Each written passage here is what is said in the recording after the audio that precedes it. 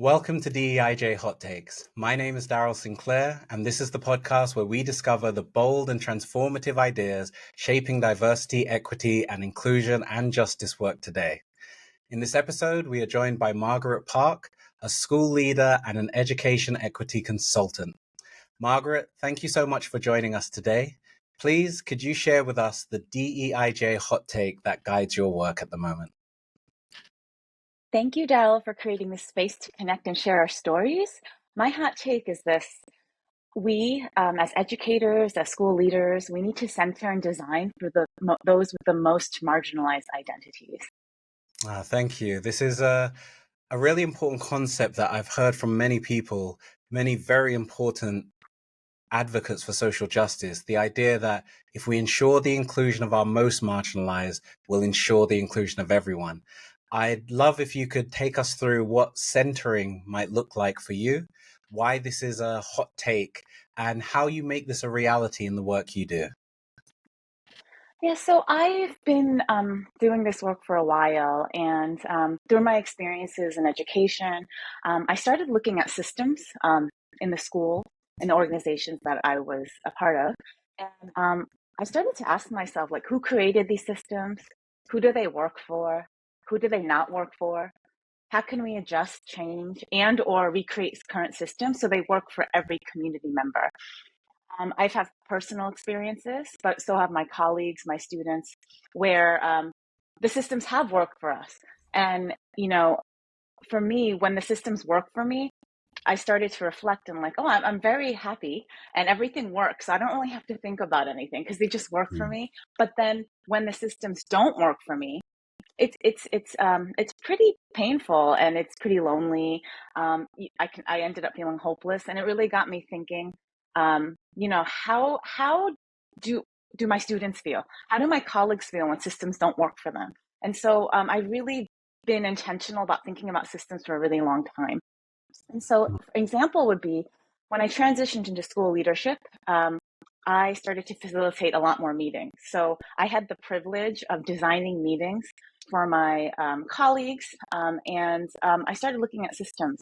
And so when we talked about, designing for those with the most marginalized identities, I had colleagues who identified as queer, as a person of color, as a woman. And after hearing stories, I decided I need to design for my colleague who identifies as a woman of color and queer. And when I did that, I realized, oh, this is actually helping me to design for everyone, not just that colleague benefits, everyone benefits.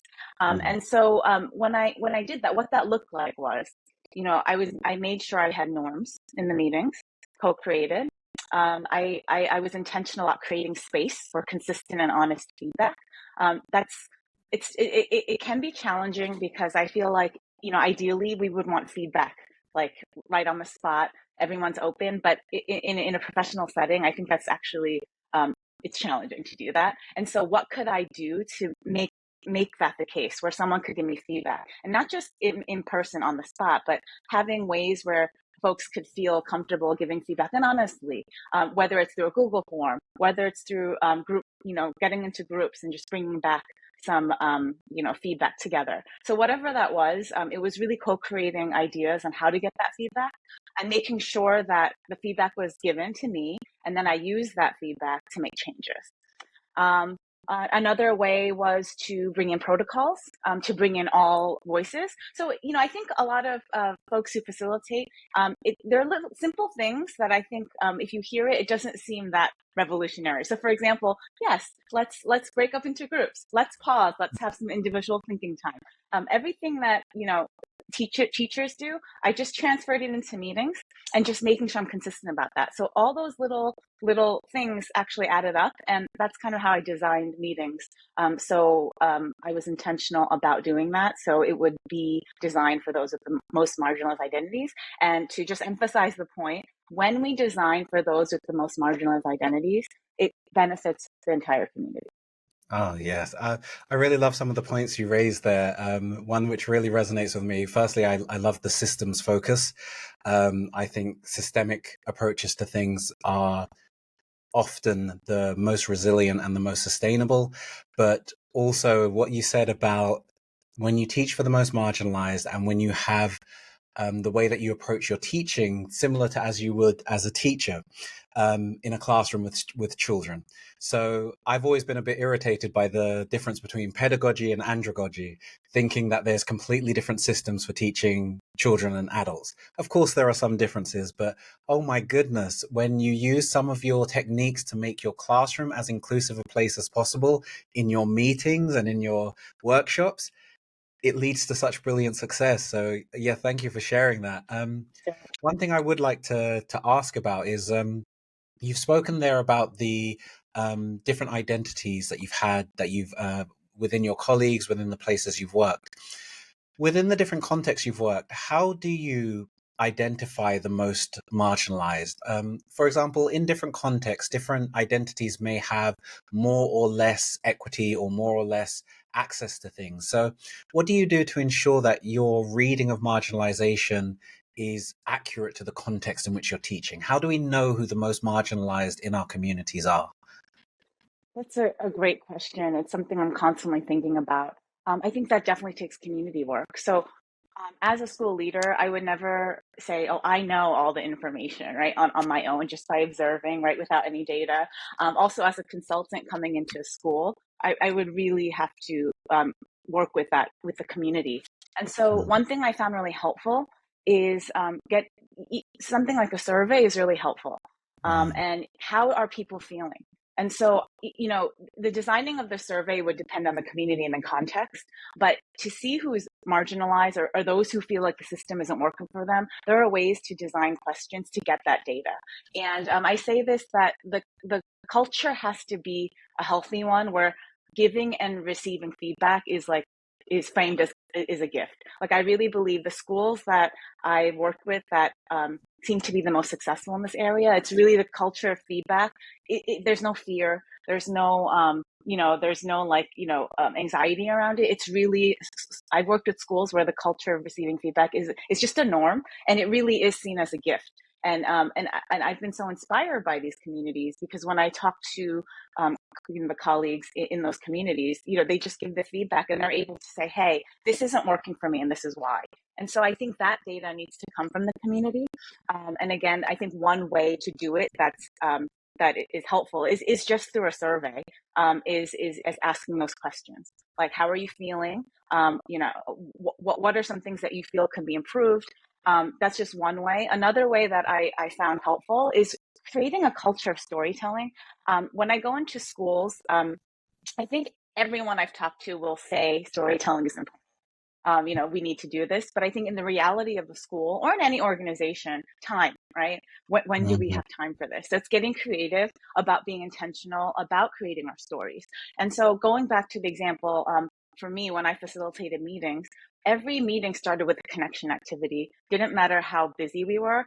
I always created time because to me, that was so important. It didn't have to be long, but I would ask questions about someone's childhood, about their favorite foods, favorite memories, just simple things. Again, a lot of teachers do this with their students, so we can do mhm. this in our meetings. And it really did create spaces where folks could start telling stories, and then they can continue outside. So it's little ways where any opportunity we can, let's sit and listen to each other. I have the privilege of going into schools and doing a lot of identity work, Mm, and there are schools who actually carve out days. And so during those days that I'm scheduled to be in, there's times we just sit and share our stories, and it's facilitated in a way that where people feel brave and safe and accountable to share their stories. But I think that is so powerful. And when you start listening to people's stories, I think you will get a sense of, oh, what's working for them here, what's not, and you will get and when they get to share their identities, I think that data comes naturally. And so that's just those are just two of the many ways that you can get this data. mm. Oh no, I really enjoyed that, and I think it really to make a connection to the your hot take from the very beginning. But if you have a culture and an environment where even the most marginalized, even the person who proverbially has the least power or rights within that context, is able to safely give feedback and potentially say, hey, I'm not safe. Hey, I'm not happy. Hey, I'm not included, then everyone can. And then with that information, with that storytelling, with that sharing, with that feedback and critique, it can lead to change. It's a wonderful starting point.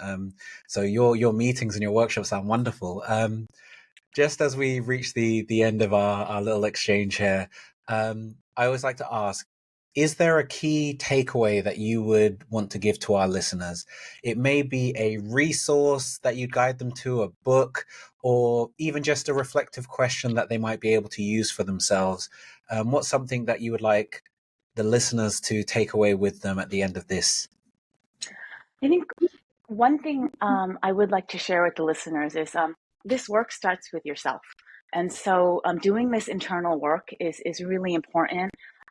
It can be very challenging. It could be painful, when you have to do internal work. And some of us are not conditioned to really reflect and share our feelings. I certainly wasn't. It took me a long time with a lot of support to be at the point where I am, and I'm still continuing to grow every day.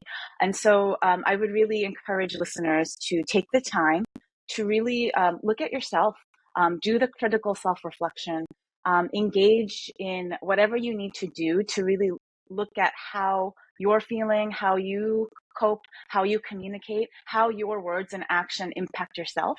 And then just to move further, this is a whole nother podcast in itself, but are you at a place where you truly love yourself?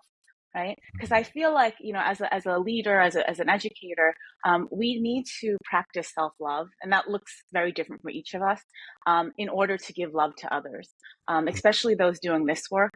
It is so important. It can be really challenging. We chatted before the podcast that it could be really draining, and we can end up feeling hopeless. And so we have to find ways to choose that joy, to bring that joy into our lives again. And so, I just encourage folks to continue being intentional about doing that inner work of that critical self-reflection. Well, thank you so much for joining us and sharing all that with us. I do love the final note of internal work on ourselves, which can be instrumental. If we don't look after ourselves, we can't look after others. For our listeners and our viewers, I will place links in the description where they can connect with you, Margaret, and explore your ideas and the work that you've been doing and hopefully reach out to you. And to everyone watching or listening, thank you for joining us. And I will see you on our next episode of DEIJ Hot Takes. Thank you, Margaret. Thank you.